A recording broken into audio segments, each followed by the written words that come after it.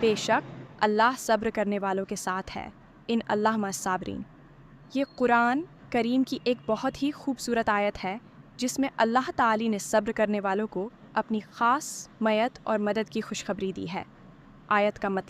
اس آیت کا مطلب یہ ہے کہ اللہ تعالی ان لوگوں کے ساتھ ہوتا ہے جو صبر سے کام لیتے ہیں۔ یہ ساتھ ہونا صرف جسمانی موجودگی نہیں، بلکہ اس سے مراد اللہ کی خاص مدد، رحمت، ہدایت اور تائید ہے۔ جب انسان مشکلات، مصیبتوں یا گناہوں سے بچنے میں صبر کرتا ہے تو اللہ تعالی اس کی مدد فرماتا ہے اور اسے ثابت قدم رکھتا ہے۔ صبر کی اقسام۔ علماء نے صبر کی 3 اہم اقسام بیان کی ہیں۔ یہ اطاعت پر صبر، اللہ کے احکامات پر عمل کرنے میں جو نفس پر بوجھ آئے اسے برداشت کرنا۔